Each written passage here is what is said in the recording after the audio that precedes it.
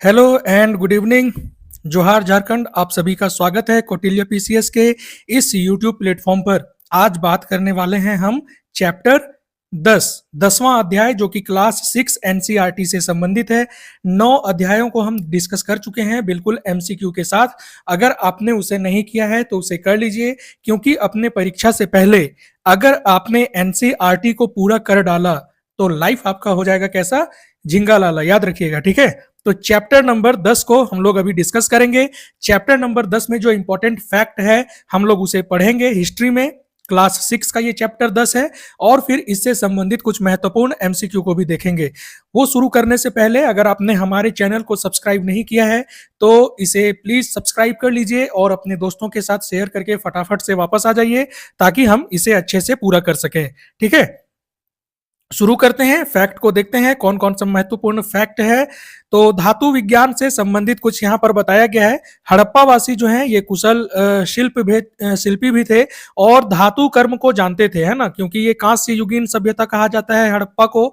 तो ये कांसा बनाना जानते थे और कांसा बनता किससे था, तांबा और टीन को मिलाकर बनाया जाता था, है ना। हड़प्पा वाले जहां कांस्य युग से संबंधित थे, वहीं हड़प्पा के बाद जो सभ्यता आई वो लौह युग से संबंधित थे। तो यह एक कथन में दिया जा सकता है, आपको याद रखेंगे इसे। यहाँ एक इंपॉर्टेंट फैक्ट है, लोहे का 3 प्रकार होता है, याद रखेंगे। खोटा लोहा, पिटवा लोहा और ढलवा लोहा। ये सब भी पूछा जाता है आपसे एग्जाम में।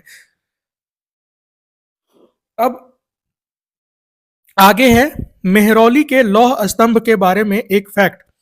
मेहरौली का लौह स्तंभ कहां पर है, दिल्ली में है। कुतुब मीनार के परिसर में स्थित है। मेहरौली के लौह स्तंभ की ऊंचाई कितनी है, 7.2 मीटर। ऐसे फैक्ट्स को याद रखना जरूरी है, यहां से सवाल आपसे पूछा जा सकता है। तो मेहरौली के लौह स्तंभ की ऊंचाई कितनी है, 7.2 मीटर। वजन 3 टन से भी ज्यादा है और इसका निर्माण कब हुआ था, लगभग 1500 साल पहले। इस जो लौह स्तंभ है, इस लौह स्तंभ में एक अभिलेख लिखा गया है और उस अभिलेख में चंद्र नामक किसी राजा का जिक्र मिलता है, जिससे अनुमान लगाया जाता है कि वो गुप्त शासक जो चंद्रगुप्त द्वितीय था उसी का नाम ये शायद हो सकता है, ऐसा इतिहासकार मानते हैं। लौह स्तंभ बहुत महत्वपूर्ण एक कला है, इसमें आज तक जंग नहीं लगा है, ये इसकी बहुत बड़ी विशेषता है। लौह स्तंभ से संबंधित जो भी फैक्ट्स यहाँ पे बताया गया है उसे याद रखेंगे। अगला हम पढ़ते हैं स्तूप के बारे में। स्तूप का शाब्दिक अर्थ क्या होता है, टीला। याद रखेंगे, स्तूप का शाब्दिक अर्थ होता है टीला। स्तूप के आकार अलग अलग थे, कभी गोल आकार में होता था, कभी बड़े आकार में या छोटा लंबा, है ना, इस तरीके का इसका आकार होता था। एक ही इसमें समानता है और वो समानता क्या है, सभी स्तूपों के भीतर में एक छोटा सा डिब्बा रहता था और उस डिब्बे में बुद्ध या बुद्ध के अनुयायियों के द्वारा जो प्रयोग किए गए सामान थे या फिर उनके शरीर के अवशेष थे, उन सब को रखा जाता था उस डिब्बे में। तो वैसे डिब्बे को क्या कहा जाता था, धातु मंजूसा, है ना। वैसे डिब्बे को क्या कहा जाता था, धातु मंजूसा। देखिए यहाँ पे लिखा हुआ है, तो आपको याद रखना चाहिए धातु मंजूसा क्या है। स्तूप के नीचे रखा गया वो पात्र जिसमें बुद्ध या उनके अनुयायियों के द्वारा प्रयोग किया गया सामान या फिर उनके शरीर के अवशेषों को रखा जाता था। तो धातु मंजूसा क्या है, याद रखेंगे। प्रारंभिक स्तूप कैसा होता था, तो धातु मंजूसा के ऊपर बनाया गया मिट्टी का टीला, लेकिन बाद में उसमें ईंटों का प्रयोग होने लगा और फिर और आगे आएंगे तो देखेंगे कि तरासे हुए पत्थरों का निर्माण किया जाने लगा था। ये इंपॉर्टेंट फैक्ट है, इन सभी फैक्ट्स को याद करते चलेंगे हमारे साथ में। अब मान लीजिए कि एक स्तूप है, ऐसा मान लेते हैं एक स्तूप है। स्तूप के चारों तरफ ऐसा एक रास्ता बना दिया जाता था और उस रास्ते को प्रदक्षिणा पथ कहते थे। इसी में लोग परिक्रमा भी करते थे, है ना। तो अगर आपसे पूछे कि प्रदक्षिणा पथ क्या होता है, तो प्रदक्षिणा पथ होता है स्तूप के चारों ओर बनाया गया रास्ता, ठीक है। तो प्रदक्षिणा पथ क्या होता है आपको पता हो गया। प्रदक्षिणा पथ को चारों तरफ से ऐसे रेलिंग से घेर दिया जाता था और जो इस रेलिंग से घेरा जाता था प्रदक्षिणा पथ को, उसे कहते थे वेदिका। तो याद रखेंगे, स्तूप क्या है, धातु मंजूसा क्या है, और फिर प्रदक्षिणा पथ क्या है, और फिर वेदिका क्या है या रेलिंग क्या है। इन सभी चीजों को याद रखेंगे, यहां से आपसे सवाल पूछ सकता है। ये देखिए एक स्तूप का फोटो यहाँ पे दिया हुआ है ना। तो आप देख सकते हैं ये स्तूप है, यहाँ से देखिए घेरा हुआ है तो ये रेलिंग है, और रेलिंग और स्तूप के बीच में जो जगह बचता था उसी को प्रदक्षिणा पथ कहा जाता था। सांची का स्तूप का ये फोटो है, और सांची का स्तूप कहां पर स्थित है? मध्य प्रदेश में स्थित है, जो कि ईंटों के द्वारा बनाया गया स्तूप है। और किसके काल में ईंटों के द्वारा बनाया गया था? सम्राट अशोक के काल में। ये भी याद रखेंगे, पिछले चैप्टर में हमने सम्राट अशोक के बारे में डिटेल से पढ़ा है। आपने अगर उन सभी चैप्टर्स को नहीं देखा है तो जाके देख लीजिए। कोई भी एग्जाम आप दे रहे हो उसके लिए एनसीईआरटी बहुत इंपॉर्टेंट है, और हर एक फैक्ट्स को आपके साथ अच्छे से डिस्कस किया गया है, बिल्कुल एमसीक्यू के साथ। तो देर नहीं करना है और ना ही आलस करना है ना? जाके इसे कंप्लीट देखना है। चलिए आगे देखते हैं। अब मंदिरों से संबंधित कुछ फैक्ट्स को देखते हैं। मंदिर का सबसे महत्वपूर्ण भाग क्या होता था? गर्भगृह। गर्भगृह किसे कहते थे? मान लीजिए कि ये एक एरिया है, यहाँ पर एक मंदिर बनाया गया है, और ये एरिया थोड़ा सा बाहर में खाली जैसा स्थान होता है, ये भी आपको याद होगा। मंदिर के अंदर का जो मेन पार्ट है, जहां पे मूर्ति रखा जाता था, उसे गर्भगृह कहते हैं। ये जो बाहर का पार्ट है इसे मंडप कहते हैं, जहां लोग इकट्ठे होके भजन कीर्तन करते थे, है ना? तो ये आपका बाहर का क्षेत्र मंडप कहलाएगा, और मंदिर के अंदर जहां मूर्ति रखा जाता है उसे गर्भगृह कहते थे। और गर्भगृह में मुख्य देवी या देवता, जिस भगवान से संबंधित वो मंदिर होता था, उनकी मूर्ति वहां पर रखी जाती थी। इन सभी फैक्ट्स को याद करते चलेंगे। अब है हमारे सामने एक वर्ड शिखर। शिखर क्या है? मान लीजिए कि ये मंदिर है, तो मंदिर के ऊपर ऐसा जो बना होता है ना, लंबा जैसा, ऊपर में देखते हैं, फिर यहाँ झंडा लगा हुआ रहता है, तो ये वाला पार्ट जो है शिखर कहलाता है। और मंडप क्या है? मैंने आपको बता दिया, है ना? मंडप में लोग सभा करते थे, इकट्ठे होते थे मंडप में। भीतरगांव के मंदिर का उदाहरण यहाँ पे दिया हुआ है। भीतरगांव का मंदिर किस राज्य में स्थित है? उत्तर प्रदेश में स्थित है। देखिए कई बार एग्जाम में ऐसा पूछा जाता है कि ये किस राज्य में स्थित है, याद रखेंगे, ठीक है? उत्तर प्रदेश में स्थित है। और भीतरगांव का जो मंदिर है ईंट और पत्थर से बनाया गया है। वहीं महाबलीपुरम के जो मंदिर हैं वो एक विशाल चट्टान को काटकर बनाए गए हैं। तो एक प्रकार से एकास्मिक, यानी कि एक पत्थर को काटकर बनाया गया है महाबलीपुरम का मंदिर। अगर आपसे भीतरगांव के मंदिर और महाबलीपुरम के मंदिर में अंतर पूछे तो भीतरगांव का मंदिर जो है ये ईंट और पत्थर से बनाया गया है, जबकि महाबलीपुरम का मंदिर एक ही प्रकार के चट्टान को काट करके बनाया गया है। इस अंतर को याद रखेंगे। आपसे पूछा जा सकता है एहोल और अजंता ये किस राज्य में स्थित है? तो महाराष्ट्र राज्य में स्थित है, ये भी याद रखेंगे, ठीक है? जो इंपॉर्टेंट फैक्ट है बस हम उसी को डिस्कस करते हैं। लाइन बाय लाइन पढ़ने से कोई फायदा है नहीं, बहुत ज्यादा टाइम वेस्ट होगा। जो इंपॉर्टेंट हो सकता है वहां से मैं आपको बता देता हूं, और फिर वहीं से हम लोग एमसीक्यू भी डिस्कस कर लेंगे। और एमसीक्यू बहुत गहराई से एक एक लाइन पढ़ के बनाया जा रहा है, तो बिल्कुल आपको डाउट नहीं करना है, आपको बस ये सेशन अटेंड करते जाना है। आपका एग्जाम बहुत अच्छा होगा, तैयारी बहुत अच्छी हो जाएगी, ठीक है? अब हम पढ़ते हैं कुछ महाकाव्यों के बारे में। महाकाव्य होता क्या है? तो ऐसे ग्रंथ जिसमें स्त्री पुरुषों की वीर गाथाएं या फिर देवताओं से जुड़ी वीर गाथाएं लिखी होती है। स्त्री पुरुष क्यों कहा जा रहा है? क्योंकि कई बार ऐसे महाकाव्य की भी रचना की गई है जहां राजा रानी की वीर गाथा से संबंधित कहानियां हैं, और देवताओं से, जैसे मान लीजिए महाभारत पढ़ेंगे या रामायण पढ़ेंगे तो वहां देवताओं से संबंधित कहानियां हैं। तो वीर गाथा में क्या होता है?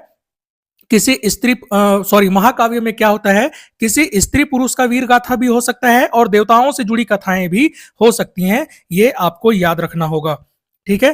अब पढ़ते हैं सिलप्पदिकारम एक महाकाव्य था। सबसे पहले याद रखने की चीज है, सिलप्पदिकारम किस भाषा में लिखी गई महाकाव्य है? तमिल भाषा में, ठीक है? सिलप्पदिकारम की रचना किसने की है? इलांगो ने की है। और इसमें कोवलन नामक व्यापारी की कहानी है, जो अपनी पत्नी कन्नगी को छोड़ करके, एक नर्तकी होती है माधवी, से प्रेम करने लगता है। तो अगर आपसे पूछे कि कोवलन और माधवी की कहानी किस महाकाव्य में लिखी गई है, तो वो है सिलप्पदिकारम। सिलप्पदिकारम एक तमिल महाकाव्य है और इसकी रचना इलांगो के द्वारा की गई थी, इसे आप याद रखेंगे। अगला महाकाव्य है हमारे सामने मणिमेखलई। मणिमेखलई भी एक तमिल महाकाव्य है और इसकी रचना सत्तनार के द्वारा की गई है। कई जगह पे इसका नाम शीतलय सत्तनार मिलता है, ठीक है? तो मणिमेखलई की रचना किसके द्वारा की गई है? सत्तनार के द्वारा। और इसमें कोवलन और माधवी की बेटी की कहानी है, इसमें याद रखेंगे, ठीक है? तो तमिल महाकाव्य में दो आपको बताया गया है, मणिमेखलई और सिलप्पदिकारम। अब हम पढ़ते हैं पुराणों के बारे में। पुराण का शाब्दिक अर्थ क्या है? प्राचीन। पुराण क्या है? देवी देवताओं से संबंधित ग्रंथ हैं। और पुराण का शाब्दिक अर्थ अगर आपसे पूछेगा तो उसका अर्थ हो जाएगा प्राचीन। स्तूप का शाब्दिक अर्थ भी अभी आपको बताया गया था, वो भी आप याद रखेंगे। यहाँ मेघदूत की चर्चा की गई है और मेघदूत की रचना किसके द्वारा की गई थी? कालिदास के द्वारा की गई थी, है ना। पुराण जो है ये संस्कृत में लिखे गए ग्रंथ हैं और जो पुरोहित होते थे वो मंदिरों में इसका पाठ करते थे, है ना, इसे याद रखेंगे। अब हम दो संस्कृत महाकाव्य की बात करते हैं। तमिल महाकाव्य की हमने बात कर ली, पुराणों की बात कर ली। अब दो महाकाव्य यहां पर हैं, महाभारत और रामायण, जो कि संस्कृत में लिखे गए हैं। ठीक है, पुराण और महाभारत दो ऐसे ग्रंथ हैं जिसके संकलनकर्ता किसे कौन माने जाते हैं? महर्षि वेदव्यास। तो अगर आपसे पूछे कि पुराणों के संकलनकर्ता कौन है, तो वो है महर्षि वेदव्यास, नाम याद रखेंगे। और रामायण की रचना किसके द्वारा की गई थी? तो महर्षि वाल्मीकि के द्वारा। संस्कृत रामायण की रचना महर्षि वाल्मीकि के द्वारा की गई थी। इन सभी चीजों को याद करते हुए चलेंगे, आपसे एग्जाम में पूछा जा सकता है ये सब।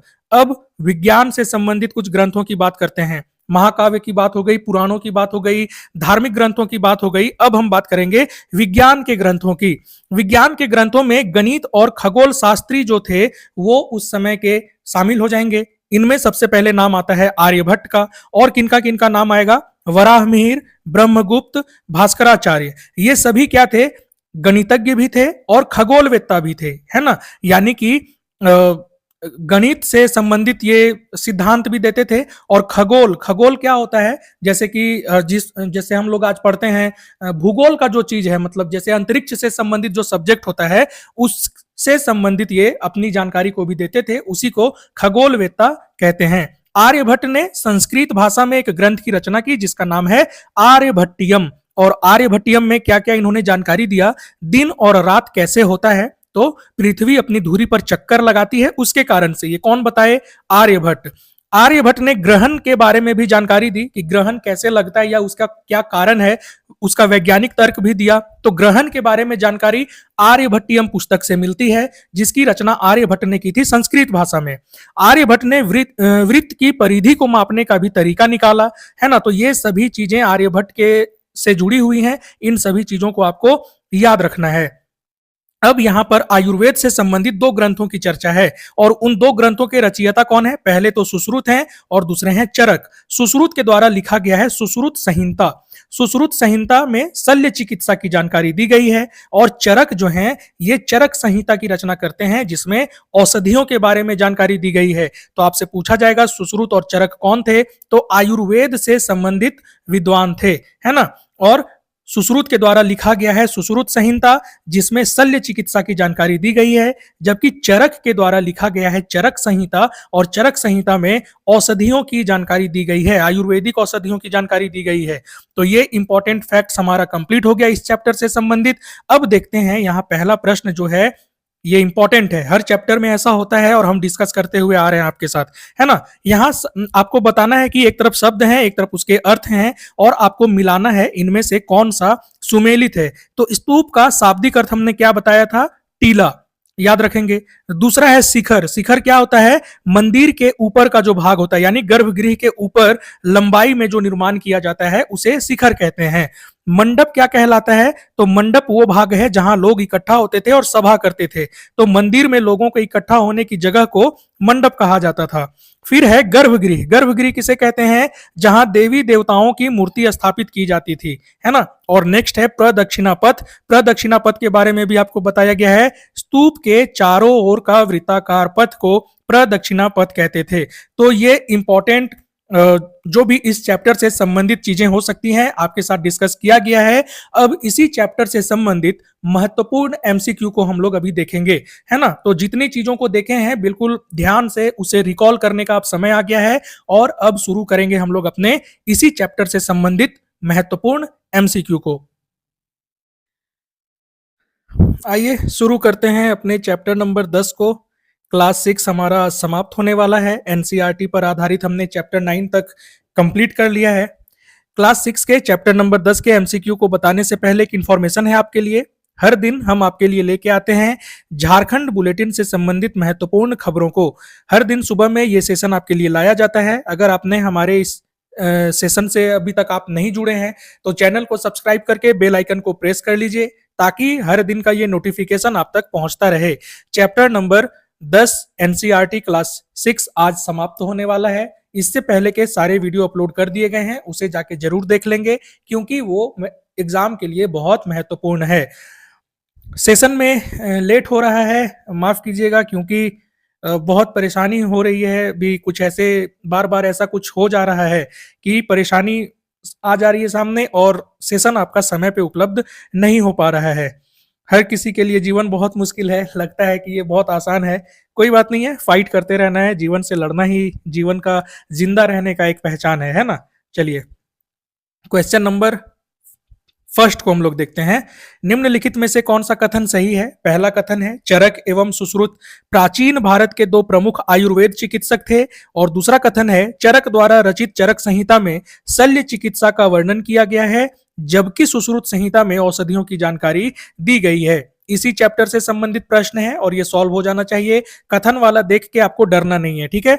चलिए सही विकल्प आपको चुनना है। ऑप्शन है केवल एक, केवल दो, एक और दो दोनों, और ऑप्शन डी है ना तो एक ना ही दो। पहला कथन है चरक एवं सुश्रुत प्राचीन भारत के दो प्रमुख आयुर्वेद चिकित्सक थे, बिल्कुल सही स्टेटमेंट है ये।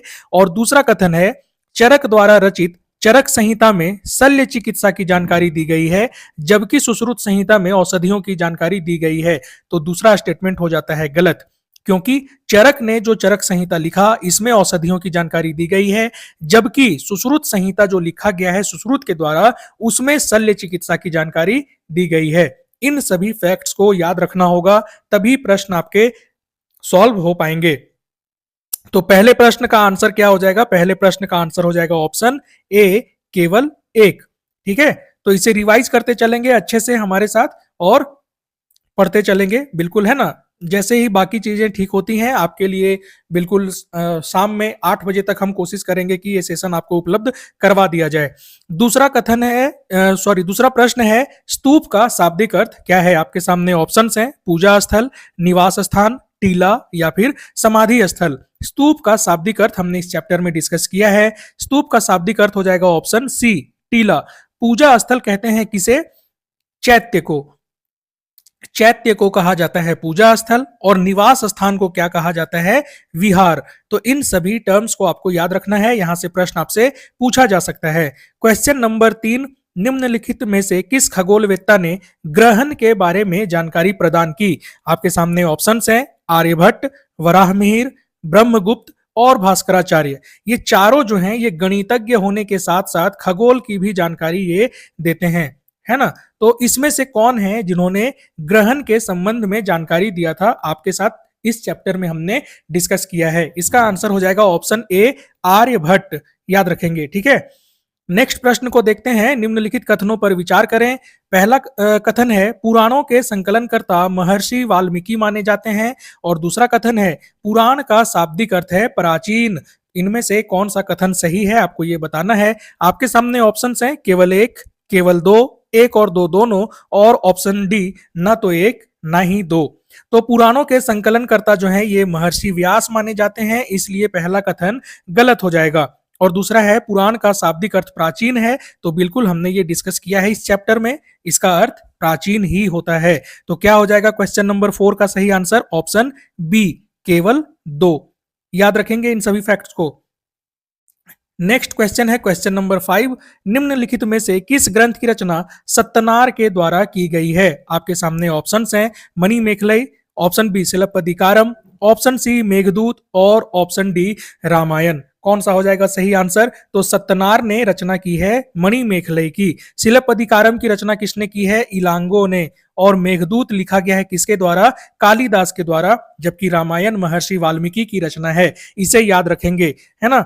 जो भी बुक का नाम बताया जा रहा है, उनके जो राइटर का नाम बताया जा रहा है, इन सभी से संबंधित सवालों को याद रखेंगे। ये सब बराबर एग्जाम में पूछा जा रहा है ना। अभी बीपीएससी में भी ऐसा प्रश्न पूछा गया था, यूपीपीसीएस में भी ऐसा प्रश्न लगातार पूछा गया था। आपके लिए एक इन्फॉर्मेशन है, अगर आप जेट एग्जाम की तैयारी कर रहे हैं और आपका सब्जेक्ट हिस्ट्री या पॉलिटिकल साइंस है, तो आप हमारे साथ टेस्ट सीरीज के लिए जुड़ सकते हैं। ये टेस्ट सीरीज आपको केवल 299 में उपलब्ध कराया जा रहा है। आपके पूरे सिलेबस का कवरेज किया जाएगा इसमें, पॉलिटिकल साइंस और हिस्ट्री से संबंधित। साथ ही साथ एमसीक्यू का महत्वपूर्ण आपको दिया करंट अफेयर्स का महत्वपूर्ण एमसीक्यू आपको उपलब्ध करवा दिया जाएगा, है ना। तो इसमें टोटल 40 सेट आपको मिलेंगे आपके सब्जेक्ट से संबंधित। स्क्रीन पर दिए गए नंबर के माध्यम से आप संपर्क करके हमसे जुड़ सकते हैं इस टेस्ट सीरीज के लिए। अगला प्रश्न है हमारे सामने क्वेश्चन नंबर 6, भीतरगांव का मंदिर किस राज्य में स्थित है? आपके सामने ऑप्शंस हैं Maharashtra, option B Uttar Pradesh, option सी मध्य प्रदेश और ऑप्शन डी ओडिशा। इसका सही आंसर क्या हो जाएगा? हमने अभी अभी चैप्टर में डिस्कस किया है। भीतरगांव का मंदिर जो है ये है उत्तर प्रदेश में। भीतरगांव के मंदिर को ईंट और पत्थर से बनाया गया था, जबकि इसी के अपोजिट में एक महाबलीपुरम के मंदिरों का निर्माण चर्चा किया गया था, और महाबलीपुरम के मंदिर जो हैं एक विशाल चट्टान को काट करके बनाए गए थे। इस अंतर को मैंने कहा था आप जरूर याद रखेंगे और आपको याद रखना चाहिए अगर आप एग्जाम दे रहे हैं तो। क्वेश्चन नंबर 7 को देखते हैं, सांची का स्तूप किस राज्य में स्थित है? आपके सामने ऑप्शंस हैं, option A Bihar, option B Madhya Pradesh, option C Uttar Pradesh और ऑप्शन डी ओडिशा। तो सांची का स्तूप जो है ये किस राज्य में स्थित है? इसका सही आंसर क्या हो जाएगा? ऑप्शन बी मध्य प्रदेश में स्थित है। सम्राट अशोक के समय पर इसे ईंटों से बनाया गया था, इसे याद रखेंगे आप लोग, है ना। चलिए आगे बढ़ते हैं और देखते हैं क्वेश्चन नंबर 8 को। धातु मंजूषा क्या है? आपके सामने ऑप्शन है, स्तूपों के ऊपर रखा कलश, ऑप्शन बी तोरण द्वारों पर सजाया गया कलश, ऑप्शन सी स्तूपों के नीचे रखा गया पात्र और ऑप्शन डी मंदिरों के ऊपर रखा गया कलश। तो धातु मंजूषा क्या है ये काफी अच्छे से बताया हूं मैं आपको। इसका आंसर हो जाएगा ऑप्शन सी स्तूपों के नीचे रखा पात्र। मान लीजिए एक स्तूप है ये, तो यहां पर एक ऐसा बर्तन रखा जाता था या ऐसा पात्र रखा जाता था जिसमें महात्मा बुद्ध या उनके अनुयायियों के द्वारा यूज किया गया सामान होता था या फिर उनके शरीर का अवशेष होता था, है ना। उसे रख के ऊपर से इसे बना दिया जाता था स्तूप के जैसा, और इसके चारों तरफ ऐसे प्रदक्षिणा पथ बनाया हुआ होता था। इसके बारे में हमने चैप्टर में अच्छे से डिस्कस किया है। आप इस सेशन को 2 से 3 बार देखेंगे, बिल्कुल आपका सारा कॉन्सेप्ट जो है क्लियर हो जाएगा।